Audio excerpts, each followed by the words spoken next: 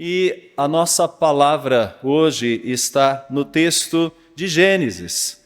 E gostaria que os irmãos seguissem comigo um pouco da história de um jovem até então que está numa situação complicada e difícil. O nome dele é José.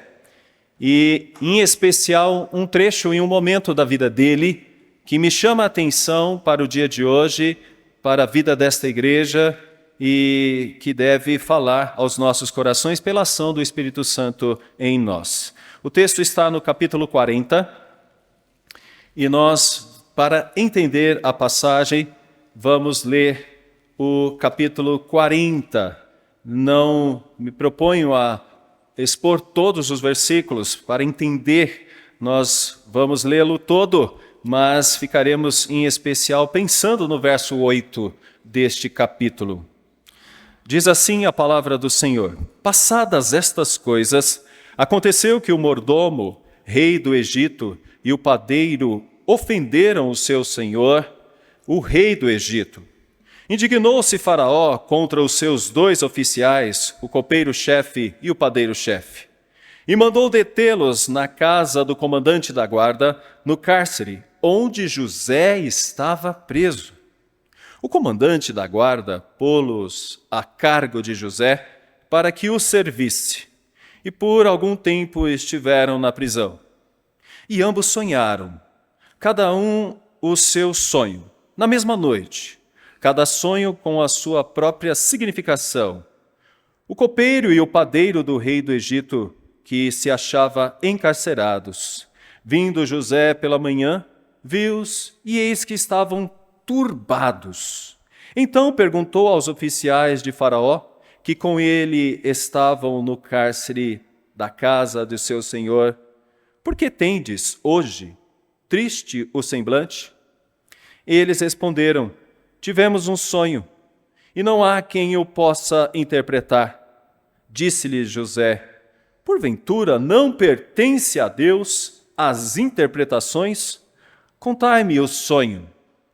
Então o copeiro-chefe contou o seu sonho a José e lhe disse: em meu sonho havia uma videira perante mim, e na videira 3 ramos. Ao brotar a vide, havia flores, e os seus cachos produziam uvas maduras. O copo de Faraó estava na minha mão.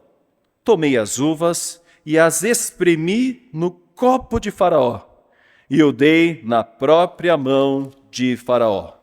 Então lhe disse José: esta é a interpretação. Os 3 ramos são 3 dias. Dentro ainda de 3 dias, Faraó te reabilitará e te reintegrará no teu cargo.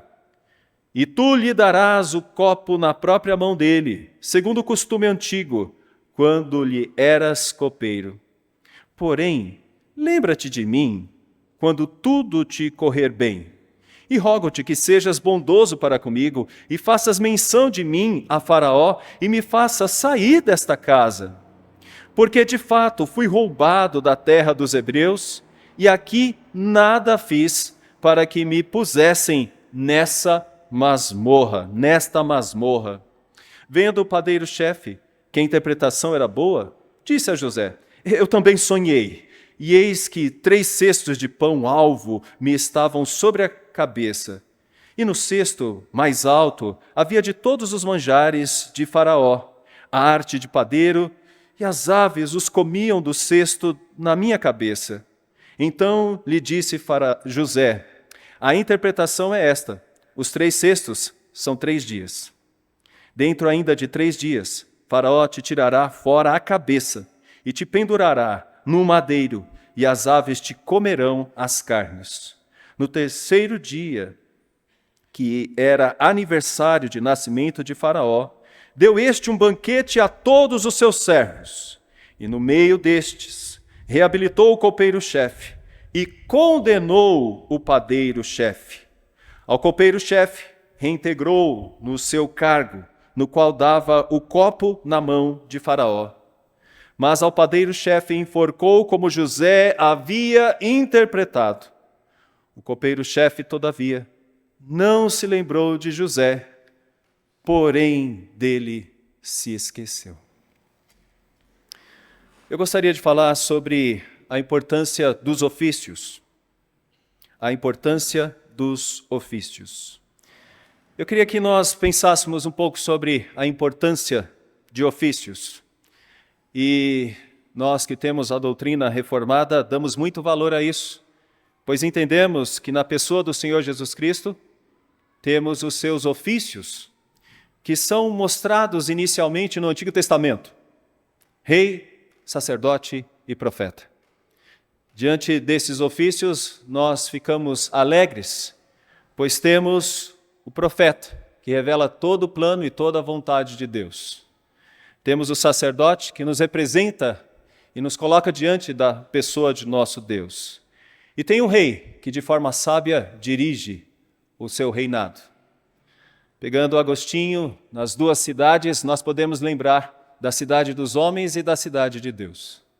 Na cidade dos homens temos os nossos líderes e autoridades, que muitas vezes acertam, mas que muitas vezes erram. Mas na cidade de Deus temos aquele que é perfeito e que não erra jamais, como profeta, como sacerdote e rei. Mas é sempre importante a figura de um oficial. É muito importante pensar nisso. Podemos chamá-lo também, ou em alguns casos chamá-la, de autoridade. E aqui eu gostaria que nós pensássemos nisso num trecho da vida deste rapaz. Mas antes de entrar especificamente sobre o texto, eu gostaria de dizer que quando nós falamos de oficiais ou de autoridades, nós estamos passando por uma espécie de crise. Podemos dizer que há uma explosão exponencial de informações. Isso é algo que é tão discutido e tem se tornado assunto comum muitas vezes na academia e nos nossos contextos de aula também, inclusive na igreja. Uma era de informação. E isso está sendo estonteante. Nós podemos ver alguns exemplos, e eu estou pegando o exemplo de Pratt, um estudioso desse assunto, que diz o seguinte: em 2019, 188 milhões de e-mails e 18,1 milhões de textos foram enviados na internet em 1 minuto. 4,5 milhões de vídeos foram visualizados no YouTube. Em 2020, o número de bytes de dados na internet era cerca de 40 vezes maior que o número de estrelas observáveis no universo. Estima-se que até 2025, cerca de 463 exabytes. Você sabe o que é um exabyte? Eu também não. É uma colinha e eu peguei aqui. De dados online serão adicionados todos os dias. É uma quantidade de informação que por dia cabe em 212.765.957 DVDs. DVDs a gente sabe o que é. O que isso significa? Para se ter uma ideia, 5 exabytes equivale a todas as palavras faladas pelos humanos desde o início dos tempos. Em 2025, essa quantidade de dados será adicionada a cada 15 minutos. Não podemos dizer outra coisa, senão, como diriam os jovens, é louco. É uma coisa que sai da nossa compreensão o que nós estamos vivendo. Nós realmente estamos vivendo numa era de informação, e isso é bom, mas isso realmente é muito mal. Deixa eu dizer alguma coisa que vai manter contato conosco. Se lembra quando a gente tinha alguma dificuldade e a gente falava com alguém ou uma vizinha e ela dizia: olha, toma chá disso, isso é bom, pode tomar, é bom. Se lembra? Né? Na minha casa, nós tínhamos um tal de Marcelinha, eu não sei se vocês se lembram dele. Era um negócio bom demais. A gente tomava e passava realmente muito bem. Mas hoje, todos nós passamos receitas, porque nós somos e muitas vezes nos entendemos como especialistas ou autoridades das informações, porque temos as informações sempre próximas de nós. E isso nos faz muitas vezes dizer: tome esse remédio, eu tomei e faz bem. Faixa vermelha. E bobear, faixa preta. Meus irmãos, nós corremos sérios riscos com a informação, porque ela nos dá uma sensação de autonomia.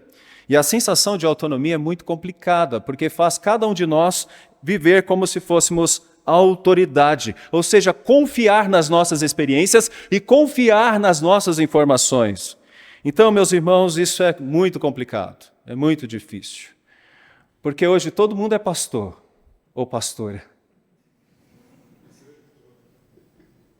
Todo mundo. E com os piores conselhos e as piores informações. Hoje todo mundo é psicólogo. E muitas vezes não consulta um bom psicólogo, uma boa psicóloga. Todo mundo é um pouco de médico, e se diziam que médico e louco todo mundo tem um pouco, então hoje médico, louco, psicólogo, pastor, nós vamos ter de tudo. Porque todos hoje se sentem como autoridade. Sabe todas essas informações que eu falei? Que cabem em 212 milhões de DVDs?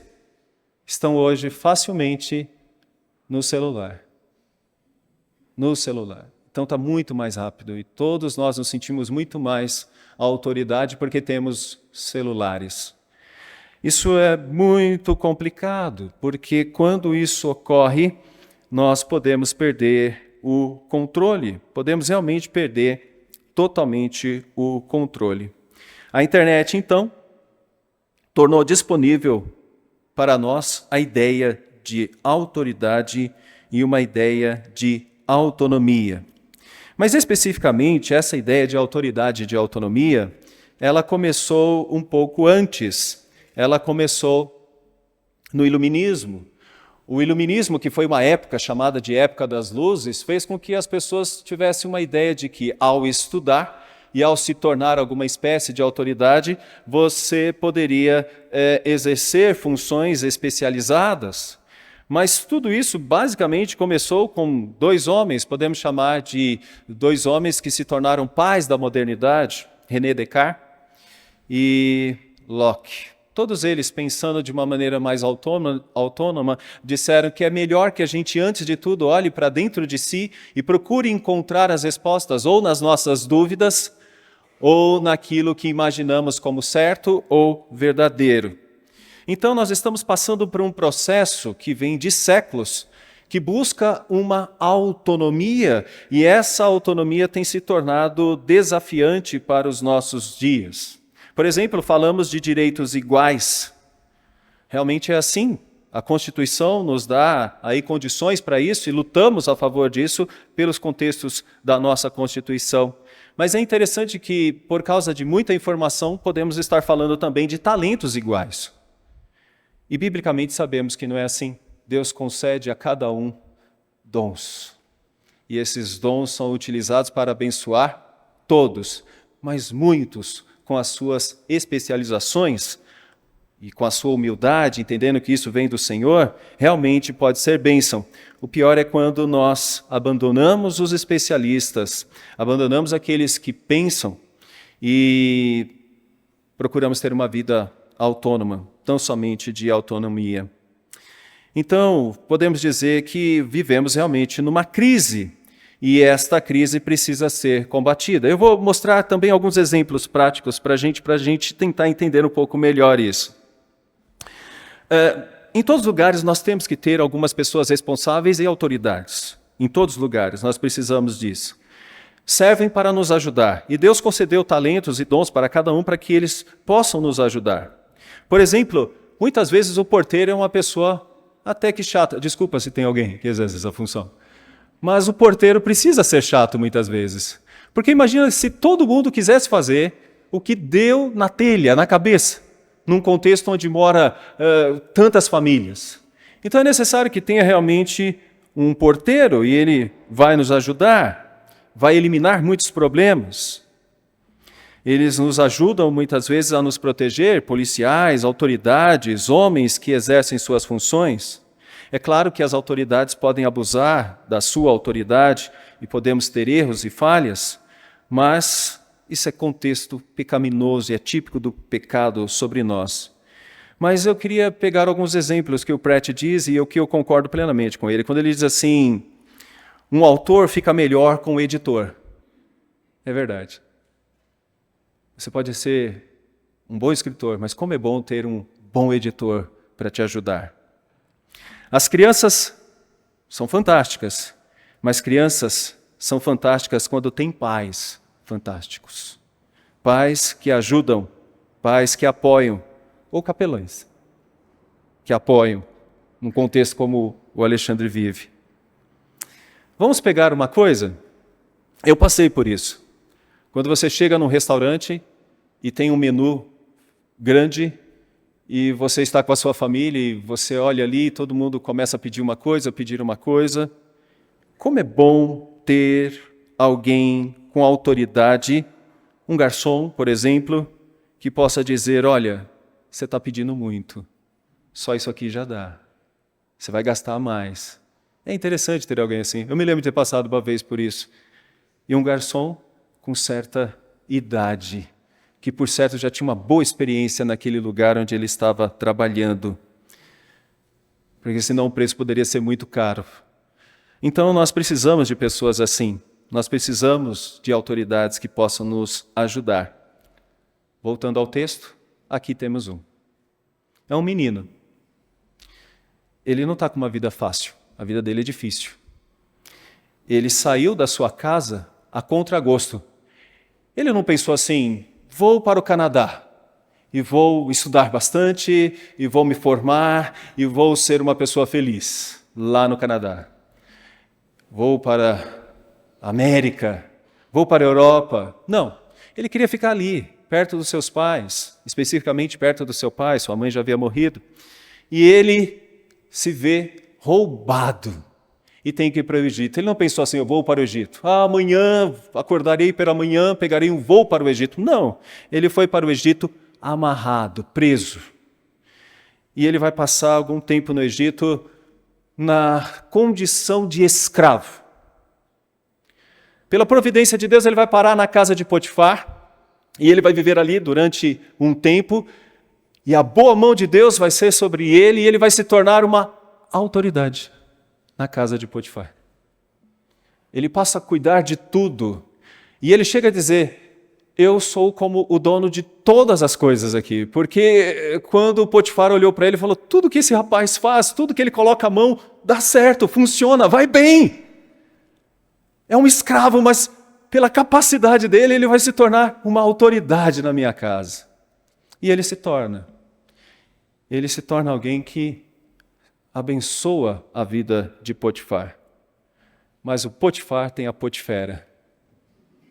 A gente tem que falar que essa mulher, desculpa, reverendo Rosto, mas é uma Potifera. Nós podemos dizer que hoje, no período moderno, ela seria a anti-verdade, né, ou a pós-verdade. Porque tudo está na mente dela. José é belo. José é alguém que deve ficar com ela. E ela mente descaradamente que ele estava apaixonado e interessado por ela, enquanto ela estava apaixonada e interessada nele. E o resultado é que ele vem parar aqui, nesse capítulo 40, numa prisão. E eu queria que você entendesse bem prisão. Prisão pode ser chamada também de masmorra, que é o que está escrito no verso 15. Verso 15, masmorra. A expressão masmorra é a mesma para poço, ou um lugar fundo, sem luz, insalubre, um lugar péssimo. Porque dá a impressão de que prisão parece ser um lugar muito bom. Não é, a ponto dele dizer, eu não vejo a hora de sair daqui.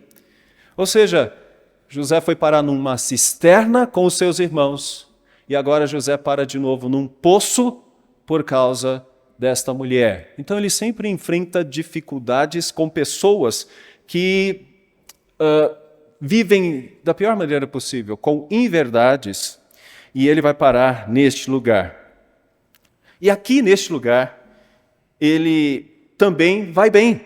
Aqui neste lugar, Deus também o abençoa, e ele se torna uma referência e uma autoridade neste lugar, a ponto de cuidar de 2 importantes prisioneiros. Porque se alguém imaginar assim, reverendo, 2 importantes prisioneiros, nós estamos falando de um padeiro e nós estamos falando de um copeiro. Deixa eu dizer, provavelmente um jovem egípcio dizia assim, quando eu crescer, eu vou ser copeiro. Porque ser copeiro não era simplesmente alguém que cuidava da bebida do rei. E ser padeiro não era meramente alguém que cuidava da comida do rei, mas era alguém que estava envolvido com as tramas políticas, com o contexto político, que sabia de manobras políticas, de orçamento, de valores, administração. Eram pessoas que tinham que ter uma intimidade muito grande com o rei, pois o rei corria riscos de todos os lados, e uma forma muito rápida de acabar com o rei poderia ser pelo envenenamento que vinha pela bebida ou pela própria comida. Então essas pessoas tinham uma posição muito importante. Se você quiser entender um pouco melhor, olha para Neemias. Você lembra que Neemias é uma espécie de conselheiro do rei, lá no período Medo-Persa? Então, meus irmãos, nós estamos vendo aqui uma função de destaque.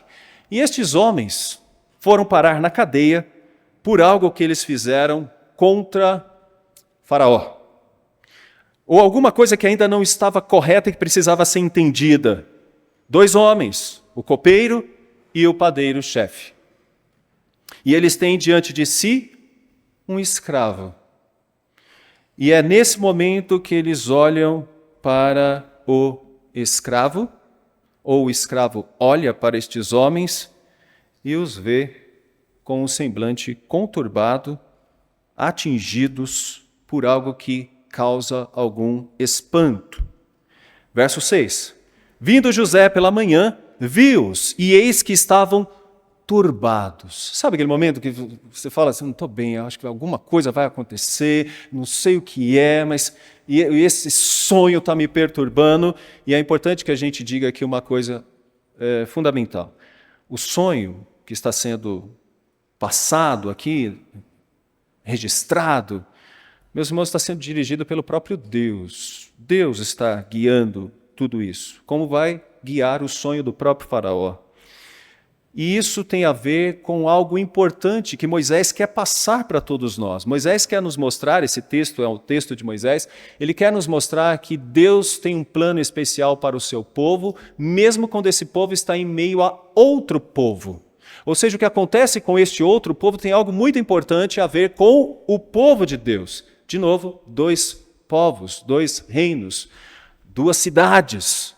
E elas estão vivendo interligadas. Mas aqui, nesse quadro, estes sonhos têm algo de grande importância. Não revela tão somente o turbar de coração desses homens, mas revela, acima de tudo, a revelação e o plano de Deus. E aí a gente vai para o texto de Hebreus. Tendo Deus, muitas vezes, pelos profetas. Tendo Deus outrora falado, muitas vezes, de muitas maneiras, aos nossos pais, pelos profetas. Nos últimos dias nos tem falado pela revelação perfeita e clara que é o próprio Senhor Jesus Cristo. Então hoje nós temos algo organicamente todo formado na pessoa do Senhor Jesus Cristo. Mas na época deles, organicamente ainda estava embrionário. E esses sonhos tinham valor de revelação. Então entenda desta forma, tão somente desta forma. Se você está tendo algum sonho, procure o reverendo Roster, procure o reverendo Alexandre e fala assim, não sei o que é. E eles com psicologia e outras informações vão ajudar a entender um pouco do que está acontecendo com você. Mas eu quero dizer que, acima de tudo, Deus nos fala profundamente com a palavra dEle, com a revelação dEle, e aqui nós estamos vendo isso. E isso conturbou, né, a vida destes homens. Verso 7. Então perguntou aos oficiais de Faraó, que com ele estavam no cárcere da casa de seu senhor, por que tendes hoje triste o semblante? Meus irmãos, é aqui que eu falo que temos um especialista, alguém que está interessado, porque ele já havia passado por esta forma de revelação nos capítulos anteriores. E aí eles respondem, tivemos um sonho e não há quem o possa interpretar. Preste atenção nisso. Não há quem o possa interpretar. É nesse momento, na época atual, que chegaria alguém dizendo, eu tenho condições para interpretar. Eu tenho. A pergunta é, com que audácia alguém poderia dizer, eu tenho. Será que realmente estudou, se preocupou, se envolveu com o assunto, está inteirado do assunto, realmente compreende o que vai falar. E é nesse sentido, meus irmãos, que numa época cheia de informações e especialistas, talvez alguém poderia causar um grande estrago na vida destes dois homens. Mas, graças ao nosso bom Deus, naquela masmorra havia alguém com autoridade de ofício para exercer essa função. Como nós estamos falando, essa autoridade não vem meramente porque essa pessoa tão somente se envolveu e estudou, mas é porque essa pessoa está dependente de Deus. Olha o que diz o texto no verso 8. Preste atenção na palavra de José. Eles responderam: tivemos um sonho e não há quem possa interpretar. Disse-lhe José: porventura não pertence a Deus as interpretações? Contai-me o sonho. Olha o que José faz. Ele não começa dizendo, eu sou especialista em sonhos. Ele começa dizendo, Deus conduz, Deus dá poder, Deus dá condições, Deus dá formas para que isso possa acontecer, porque pertence a Deus todas estas coisas. Gostaria de usar uma frase de J. Packer, que diz o seguinte: foi precisamente porque o homem acolheu a perspectiva de se tornar a medida de todas as coisas que o pecado entrou pela primeira vez no mundo. Veja bem, no Éden foi aquilo tão triste quando o homem resolveu tomar um caminho sem Deus, sem entender Deus, sem compreender a vontade de Deus, que ele se prejudicou tanto nessa perspectiva de autonomia. E eu não sei, filho, se você está entendendo um pouco do que eu estou querendo dizer, mas nós estamos numa época que pais não são mais consultados, que avós não são mais procurados. E sabe por quê?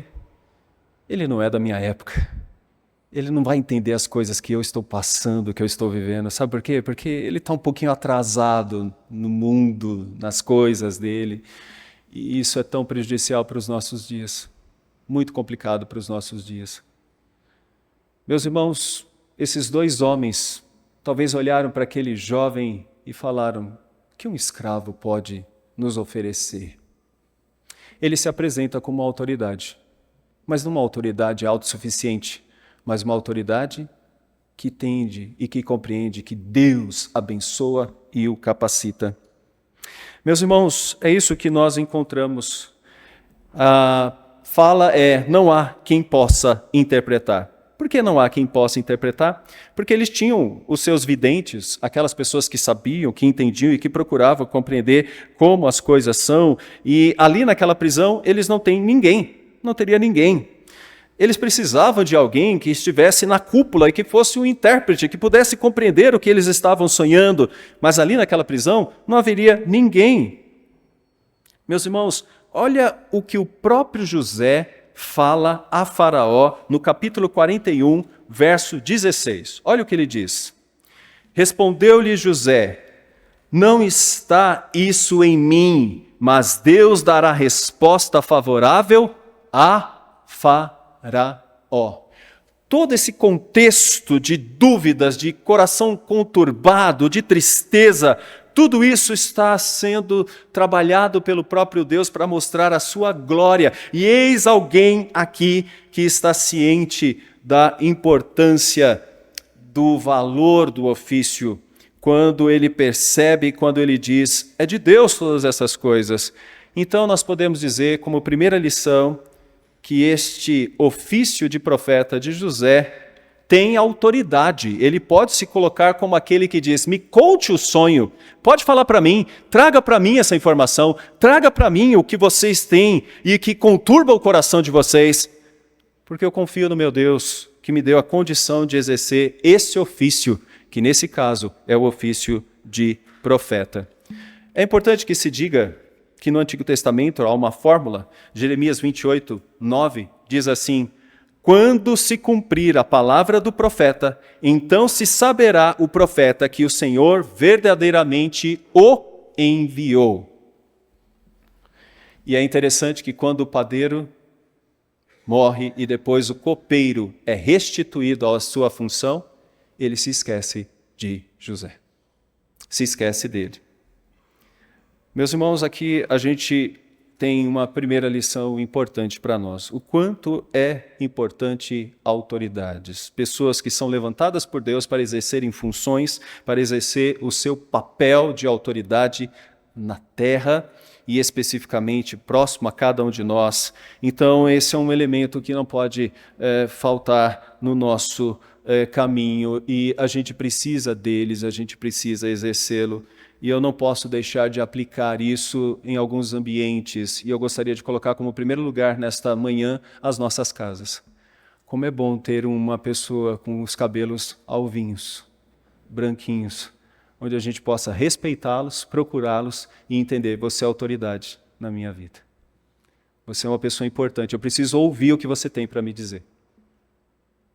Sabe por quê? A gente pode errar e fazer uma coisa muito ruim. Você lembra de um homem chamado Roboão? Você lembra? E um outro chamado Jeroboão? Mas vamos falar de Roboão. Ele tinha diante de si o reino. E ele tinha diante de si a possibilidade de mantê-los todos unidos, próximo dele. Mas o que ele fez? Ele resolveu dar ouvido aos manos. E ele vai para os manos. E chega, mano, o que é que eu faço? E eles vão dizer para ele, faz o seguinte, mostra que você não é fraco. Fala que o seu dedo mindinho será mais pesado que os lombos do teu pai. E eles vão ficar com medo de você. É igual Maquiavel, reverendo. É melhor você ser temido do que ser amado. Então mostra para eles quem você é. Mostra que você é homem. Mostra que você é autoridade. Resultado? Briga, desavença. Tristeza, choro, os irmãos se dividindo e se separando, indo embora. Eles deveriam fazer outra coisa. Todos eles, os Mano e o Roboão, deveriam chegar para aqueles anciãos e dizer o seguinte, o que a gente faz? O que a gente vai fazer? E aí eles vão dizer, olha, o teu pai errou em algumas coisas, acertou em muitas, mas errou em algumas coisas. Faça dessa forma, e esse povo vai te amar, e esse povo vai estar com você, e esse povo vai junto com você, esse povo vai nas guerras com você, esse povo vai cuidar de você. Não, resolveu ouvir outras pessoas. Não quer dizer que idade especificamente estabeleça autoridade. A palavra de Deus no Salmo 119 diz que o discípulo muitas vezes é mais sábio do que o mestre porque ele obedece e cumpre a lei do Senhor. Mas eu estou falando para pais crentes e eu estou falando para filhos crentes. Então eu deduzo o seguinte, se você tem um pai crente, os conselhos que ele vai te dar serão os melhores. E você vai dizer, como eu agradeço a Deus a vida do meu pai, que me ajudou tanto. E muitos que estão aqui firmes no Senhor é porque ouviram os conselhos dos seus pais e das suas mães. Eu vou falar das mães também, porque o pastor veio falar só de pai. Então, as mães também. E Deus faz isso conosco. Nos coloca autoridades, como colocou José na vida desses dois homens. Louvamos a Deus por isso. Louvamos a Deus por isso. Segunda lição. Nós temos que honrar, valorizar os ofícios, mas desde que esses ofícios sejam fiéis às informações mais corretas e sensatas, ou seja, a fidelidade no falar. E eu tiro isso pela maneira como José se portou. José falou para o copeiro, e o copeiro estava mais interessado, pelo que a gente percebe no início. Ele falou, bom, o que eu posso fazer? Eu não tenho autoridades, mas tem esse jovem, e ele diz que o Senhor é que dá a capacidade, então eu vou falar para ele esse sonho. E falou com ele. José estava preocupado com eles, então ele falou com esses homens, ele falou para esses homens, e esses homens falaram com ele. E é interessante que o copeiro ouviu uma informação fantástica. 3 dias, 3 ramos, uvas. Olha que interessante, as uvas apertadas e que se transformam na bebida do faraó no mesmo momento. Isso é comunhão, significa que eles estavam juntos, que eles estavam unidos, próximos, dava para confiar. Então ele ficou feliz e falou, olha, essa é uma boa interpretação. O padeiro que não estava tão interessado falou, então vamos lá, quero ouvir para mim também, né? Vamos ouvir. Mas olha o que ele ouviu. Isso é fidelidade no falar. Então lhe disse José, a interpretação é esta. Os 3 cestos são 3 dias. Ele, que bom, igual o outro, ótimo, 3 dias. 19. 40, 19. Dentro ainda de 3 dias, Faraó te tirará fora a cabeça. E te pendurará no madeiro. E as aves te comerão as carnes. As aves te comerão as carnes. Provavelmente a culpa do padeiro se dá por 2 coisas.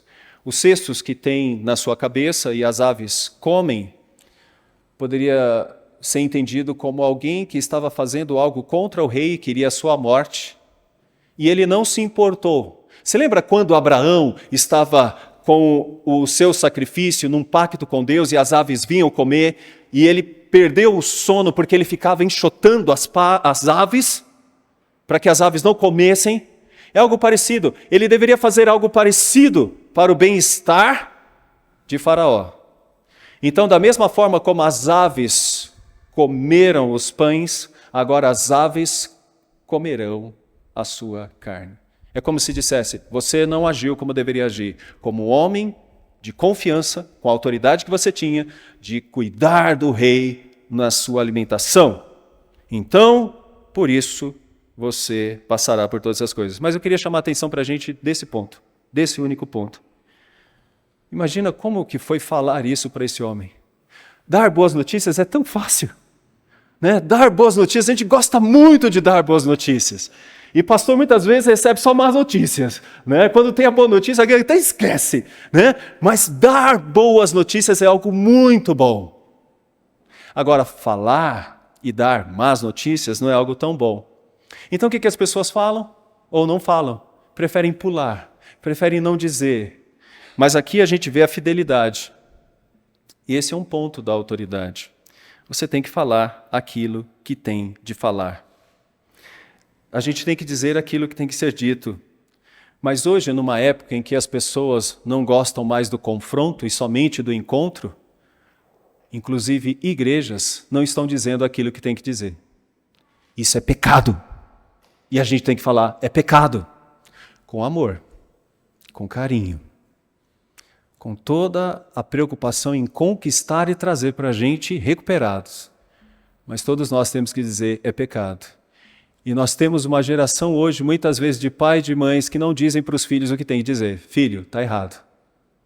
Aí ele vai ficar chateado. Não se preocupa não. Fala a verdade. Você tem que dizer aquilo que tem que ser dito. A verdade é a coisa mais importante que temos. E não podemos negociá-la. E aqui nós vamos ver José não negociando. Ele é firme. E ele diz para o copeiro, mas ele diz para o padeiro aquilo que tem que ser dito de forma firme.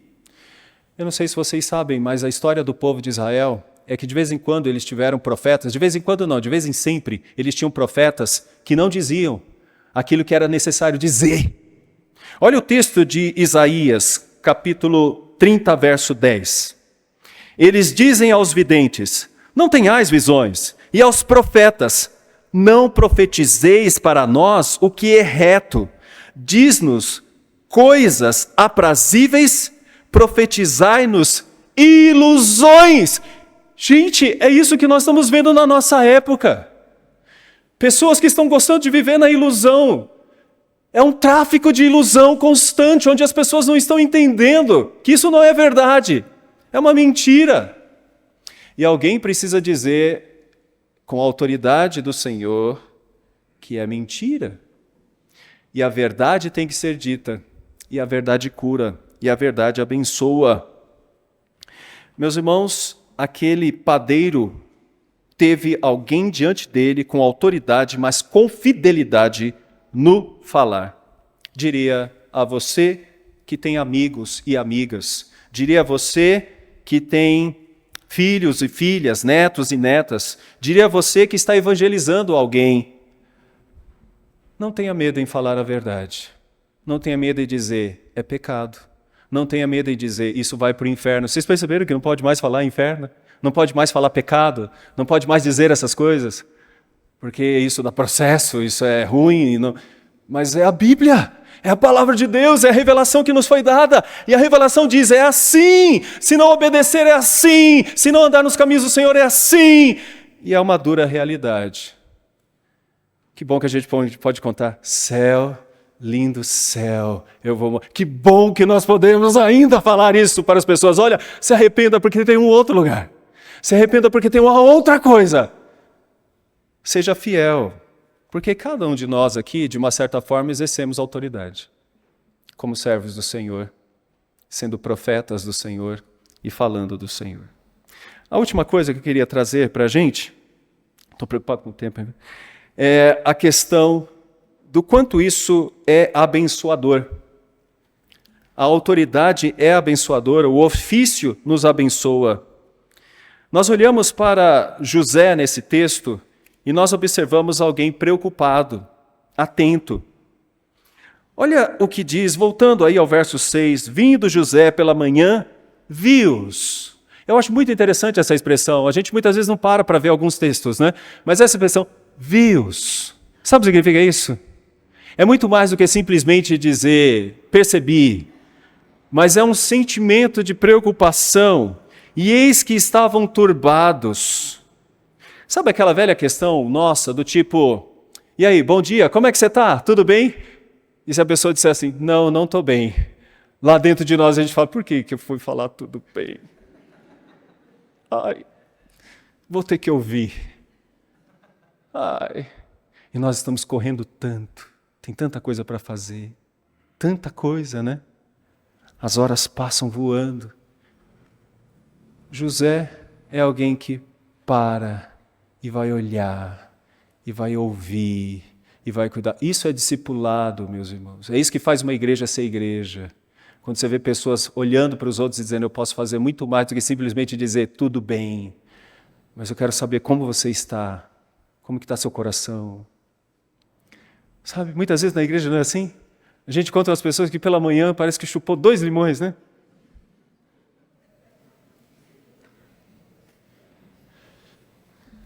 Gente, nós vemos algo interessante. A autoridade, ela está preocupada com o bem-estar do outro. Deveria ser assim. Um governador deveria estar preocupado com os seus governados. Um prefeito deveria estar preocupado com os seus governados. Nós deveríamos ser bênção para aqueles que estamos governando como presbíteros, como pastores. Deveria ser assim. Olha o verso 7. Então perguntou aos oficiais de Faraó, olha o interesse, que com ele estavam no cárcere na casa do seu senhor. Por que tendes hoje triste o semblante? É alguém que está olhando para o outro e percebendo a dor do outro. Quando uma autoridade exerce uma autoridade, a gente percebe que é uma bênção. Vamos lembrar de alguém que é a melhor autoridade? Jesus. Ele largou tudo porque pessoas estavam sofrendo. O seu povo estava sofrendo. E é interessante que os discípulos tinham uma competitividade tão grande, quem seria o melhor no reino, quem ficaria à direita, quem ficaria à esquerda. E Jesus sempre ensina coisas maravilhosas do tipo, no mundo é assim, entre os poderosos é assim, mas no reino as coisas são diferentes. Maior não é aquele que está na mesa sendo servido, mas maior é aquele que serve. E aqui a gente está vendo alguém com esse sentimento. E é por isso que nós podemos dizer, é importante o ofício. Por que é tão importante o ofício? Por que é tão importante o ofício? Porque é uma autoridade colocada por Deus na história de cada um de nós. O pai que você tem, ele não escolheu ser teu pai, Deus o colocou como teu pai. A mãe que você tem, ela não foi assim do tipo, eu vou ser filho do Marcos. Quer dizer, eu vou ser mãe do Marcos. Eu vou ser mãe do Marcos. Não, o Marcos nasceu e ela cuida do Marcos. Tudo isso é porque Deus dirige a história e coloca autoridades na nossa vida, com ofícios de mãe, de pai, de profetas, de prefeitos, diretores, professores. Todos eles têm o seu valor para nós, mas todos eles têm que ser fiéis à verdade e não conduzir-se pela emocionalidade meramente, mas fiéis à verdade, numa racionalidade boa, desde que seja bíblica. Mas um ponto fundamental, com isso nos abençoa. Deu para entender os 3 pontos, então? Deu para entender? Ok? Como nós somos abençoados com os ofícios. Como nós somos abençoados. Como que a gente muitas vezes não agradece isso. Mas como nós somos abençoados. E aqui nós vamos ver a bênção. Esse homem vai chegar e perguntou aos oficiais, verso 7, que com ele estavam no cárcere da casa do seu senhor. Por que tendes hoje triste o semblante? Sabe o que eu poderia imaginar, reverendos? Eu poderia imaginar José assim. Eu vou ficar aqui, ninguém me valoriza. Eu estava na casa do meu pai, me jogaram aqui. Aí eu faço tudo na casa do Potifar. E a Potifera me manda para cá. Então agora eu não cansei. Não vou ajudar mais ninguém. Eu tento fazer as coisas certas, só dá errado. Então eu vou ficar quietinho aqui no meu canto. Aí encontra 2 caras chorando lá atrás, triste. Azar deles, quer que se dane. Eu tô nem aí para esses homens. Tá preocupado? Chora aí. Egípcios. Desculpa, Fernando. Eu não resisti. Mas não é isso que esse homem faz. E ele vai, abençoa, e ele diz algo interessante. Contai-me o sonho. É como se dizer, conta aí, vai, fala, me diga. Contai-me o sonho. E nesse sentido, meus irmãos, é que uma autoridade passa a ser bênção. Uma autoridade passa a ser bênção. Vamos imaginar um governador. A área tal está sem segurança. Vou mandar segurança para lá. Porque é importante, eu não posso ver os cidadãos desse meu estado sofrendo. Eu vou mandar para lá, porque eu estou preocupado com a saúde deles. Eu estou preocupado com o bem-estar deles. Eu vou ajudá-los. Mas deixa eu dizer, filhos que estão aqui, o seu pai sofre muito por você. Você não sabe o quanto um pai sofre. Um pai sofre demais. Desde aquele primeiro momento, sabe, quando você levou a menininha, o menininho, para tomar aquela vacina? Minha esposa não levava não, ela não deixava para mim. Né? Aquela agulha desse tamanho entrando na perninha, aquilo ali dói demais na gente. Dói. Mas desde aquele momento, até quando o filho já está com 40, 50 anos, um pai sofre. Porque é alguém que está sobre a sua autoridade. E ele está preocupado com o bem-estar desse filho, interessado na saúde física, na saúde mental. Mas o crente tem um peso maior, porque está preocupado com a saúde espiritual. Onde está meu filho que não está aqui do meu lado nesse banco, nesta manhã? Onde ele está? E a oração de um pai é, eu espero que ele esteja numa outra igreja servindo ao Senhor. Porque ele está preocupado. E quando ele tem a oportunidade, ele abençoa o filho. Ó, eu orei por você hoje, meu querido. Pedi pela sua saúde, pela sua vida, mas pedi principalmente pela sua alma. Porque não adianta nada você ser o melhor engenheiro da sua empresa se você não tiver Cristo. Você precisa ser o melhor engenheiro da sua empresa, mas você precisa ser um crente de verdade aí na sua empresa. Então, meus irmãos queridos, o quanto é importante o ofício. E a gente aprende isso logo em casa, quando a gente nasce. E fala, minha mãe, meu pai. As autoridades que Deus coloca sobre nós. Rapidamente, algumas aplicações. Gostaria de fazer algumas aplicações. Nós precisamos, meus irmãos, e necessitamos de serem pais e mães especialistas. Especialistas. Nós precisamos. Os filhos têm que encontrar em nós realmente segurança e entender, eu vou falar isso com meu pai. Sabe o que significa isso? Um jovem, antes de namorar, de começar o namoro, chega para a mãe e para o pai, e pode ter 20 anos, viu? Pode ter 30 anos, chega para a mãe e para o pai e fala assim, mãe, o que vocês acham? O que vocês acham? Ah, pastor, isso é coisa antiga, hein? Isso é antigão, hein? Vou te contar, hein? Não. Ele sabe quem você é. Ele conhece você, ela te conhece. Nós precisamos ser especialistas com os nossos filhos. Nós precisamos ser especialistas na maneira de entendê-los. E nós temos uma geração toda hoje que não faz questão nenhuma de não entender o que está acontecendo com essa geração atual. Simplesmente pela autoridade. Ah, eu sou autoridade, meu filho vai ter que me ouvir. Ah, é dele se não ouvir. Especialista significa entender bem tudo o que está acontecendo e saber como que as coisas são. Precisamos realmente disso. Mas não esqueça, um especialista dependente do Senhor, como era José. Um especialista confiante no Senhor, como era José. Você viu o que esse homem falou nesse texto?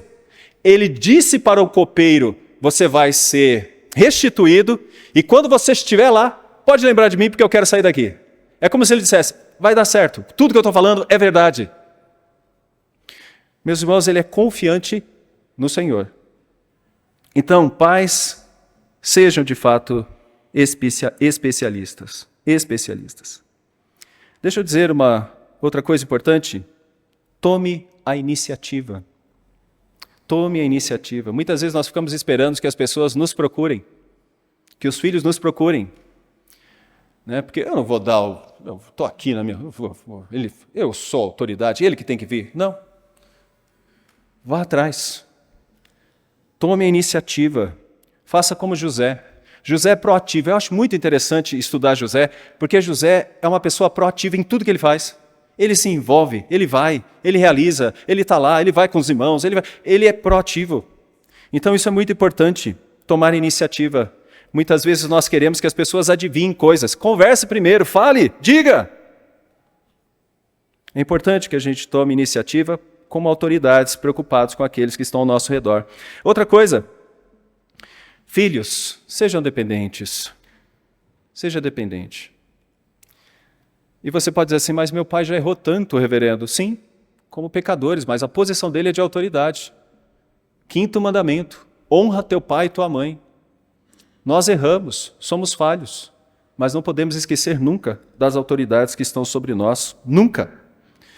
Filhos, sejam dependentes, procurem, diga, o que eu vou fazer, como eu vou fazer. Nós estamos vendo uma geração toda com tanta autonomia, e já se sentindo tão autoridade, porque conhece programações, conhece coisas, e fala, meu pai talvez não entenda isso. Não se esqueça da autoridade que Deus colocou sobre você, que é teu pai.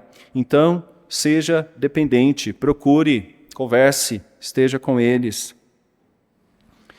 Deixa eu dizer uma coisa para todos nós.